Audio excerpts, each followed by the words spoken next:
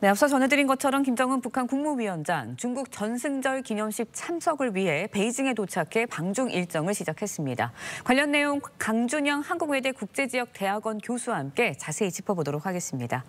안녕하세요. 네, 안녕하세요. 네, 어제 오후에 김 위원장 베이징에 도착을 했습니다. 중국 서열 5위 차이치 공산당 중앙서기처 서기 또 왕이 외교부장 등 고위급 인사들 김 위원장을 만났습니다. 네. 어제 김 위원장이 도착하고 의전하는 모습들 보셨는데 어떻게 보셨어요? 네, 최상의 대우를 했다 이렇게 볼 수 있고요.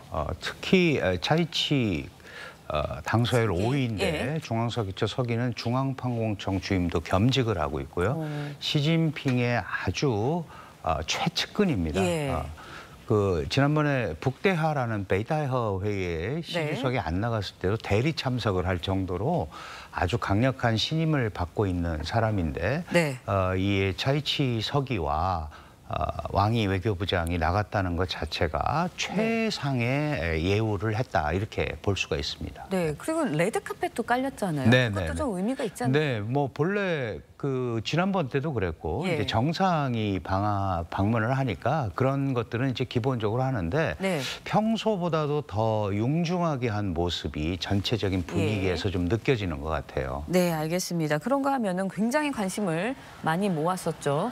딸 김주애 동행한 것으로 확인이 됐습니다. 네, 네. 김정은 위원장 바로 뒤에서 동행하는 모습이 카메라에 많이 포착이 됐는데 후계 구도 확정이 됐다. 공식적으로 이렇게 봐도 되나요? 글쎄요. 저는 안 데리고 갈 거다라고 예상을 했는데 왜 그러냐면 12살이에요. 네, 기본적으로 중국이 이런 사회주의권의 세습 이런 시스템, 특히 북한의 3대 세습 시스템을 보이지 않게 비판하는 입장이거든요. 마오쩌둥도 안 했었고 뭐 레닌, 스탈린도 한 적이 없습니다. 그래서 약간 그런 부분에 대해서 거부 반응을 가지고 있는데 이번에 갔단 말이에요. 그런데 김정은도 지금 40대 초반이고요. 주애는 12살입니다. 그 후계 구도를 얘기하기에는 너무 빠른 그런 상황이죠. 오히려 김정은에 뭐가 문제가 있어서 저렇게 빨리 하려고 그러지 하는 의구심을 오히려 불러일으킬 정도로 더 그런데 근데 실질적으로 지금 퍼스트 레이디 역할을 하고 있습니다. 러시아 전승절 때도 이 평양의 러시아 대사관에 김주애를 데리고 갔었거든요. 그러니까 전체적으로 보면 국제 무대 대비 그러나 후계자 구도까지는 아직은 모르겠어요. 왜냐하면 후계 구도가 이루어지려면 좀 공식화돼야 되거든요. 노동신문이라든가 그다음에 뭐 우상화 작업이라든가 그런데 아직 거기까지는 안 가 있기 때문에 좀 지켜봐야 되지만 어쨌든 전 세계를 대상으로 일단 큰 그림을 그리려고 하는 거는 분명히 있는 것 같습니다. 네, 그러면 하나만 더 추가적으로 여쭤볼게요. 중국에서도 이런 내용을 알고 있지 않아요? 누가 동행할지? 네, 사전에 다 얘기했겠죠. 그런데 이제 중국에서도 좀 인정을 하는 분위기도 봐야 되나요? 그 인정이라기보다도 북한에서는 이랬을 거예요. 김주애를 미래 세대의 북한의 이 소위 청소년의 대표 뭐 이제 이런 식으로 견문도 좀 넓혀주고 그런 식으로 갈 거다라고 아마 중국한테 얘기했을 거고 그러면 이런 다자가 모이는 자리에서 북한의 그런 요구를 안 된다. 뭐 이렇게 얘기할 수는 없었을 것 같아요. 그러니까 이건 다분히 김정은 북한이 훨씬 더 독자적으로 좀 움직이려는 그런 모습을 보인 거다 이렇게 봐야 될 것 같습니다. 네, 그런가 하면 김 위원장 방중에 앞서서 신형 대륙간 탄도미사일 개발 사실 공개를 했습니다. 어떤 의도가 깔려 있다? 네, 이건 굉장히 나름대로 의미가 있는 건데요. 이번에 이제 중국과 러시아와 같이 만나는 거잖아요. 중러가 다 아시다시피 군사 강국입니다. 북한도 핵무력 완성을 선언을 하고 사실 작년에 화성 19라는 대륙간 탄도미사일을 무려 86분간 공중에 띄워놨거든요. 이 전 세계 공격하는데 ICBM이 20분, 30분이면 충분히 어디든지 도달합니다. 16,000km까지. 그러니까 우리도 그런 기술을 가지고 있다라는 걸 얘기하는 거고 또 화성 20형 얘기까지 했어요. 다탄두, 소형. 그러니까 우리가 동북아에서 일정한 이 국방력으로도 전략 지위가 있다라는 거를 미국한테도 얘기하고 사실 중국과 러시아한테도 얘기하는 겁니다. 네. 그러니까 내가 이 정도 권력, 이 지위가 있으니까 네.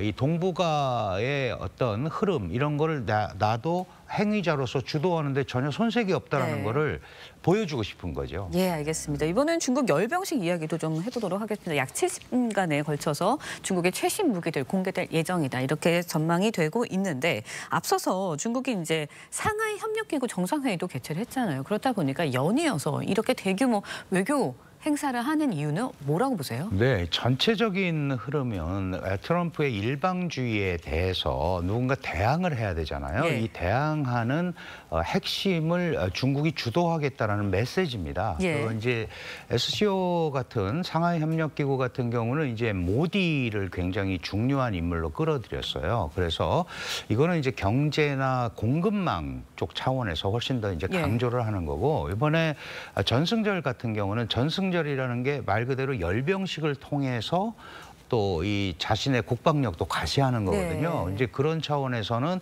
안보와 경제 전반적인 흐름에서 반서방의 큰 틀을 소위 중국이 주도한다. 네. 이런 메시지를 각인시키려는 노력이다. 그러나 거기에 모든 국가가 동의하고 따라갈지는 별개의 문제지만 적어도 지금 이 시점에서 트럼프의 일방주의에 대해서 다자질서를 수호하는 어떤 큰 그림은 중국이 그리겠다. 뭐 이런 개념으로 이해를 하면 될 것 같습니다. 네, 이번 열병식에 중국과 러시아, 북한, 김정은 위원장이 어떤 자리 배치로 앉을지 거기도 관심이 쏠리는데 어떻게 보세요? 네, 그 사실은 중국에서는 확인을 안 했는데 이제 모스크바 쪽에서는 시진핑이 가운데 서고 푸틴이 오른쪽, 이제 김정은이 왼쪽에 있을 거다. 이전에는 오른쪽으로 쭉 외국 정상을 도열을 시켰고, 사실 좌측에는 중국의 원로 그룹들이 왔어요. 그런데 이렇게 가운데 딱 짜는 것 자체가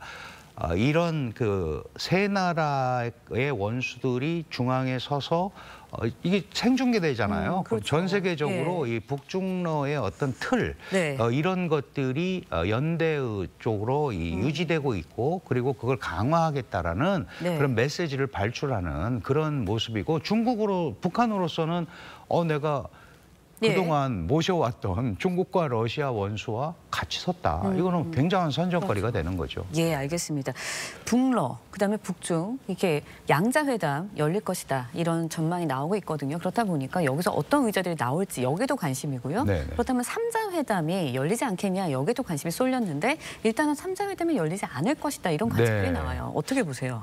우선 3자 회담부터 말씀을 드리면 이 3자 회담은 중국한테도 큰 부담이 됩니다. 왜냐하면 한미일 구도에 대항하는 3자 구도를 하게 되면 그동안 예를 들어서 한미일의 협력을 아시아판 소나토다. 중국을 견제하기 좋아. 이게 신냉전의 축이 되는 거다라고 얘기했는데, 거기에 대항하는 구도를 또 만들어버리면 북중러 구도가 신냉전을 고착화하는 게 되잖아요. 여기에는 당연히 중국은 그렇게 굳이 러시아와 북한에 대해서 우위를 가지고 있는데 자기가 나서서 국제 제재 국가인 이 두 나라를 끌어안고 3자 구도를 만들 필요가 없기 때문에 그렇고, 이게 자칫 잘못하면 트럼프한테 빌미를 줄 수 있습니다. 미국한테. 봐라, 중국이 저렇게 나오지 않냐.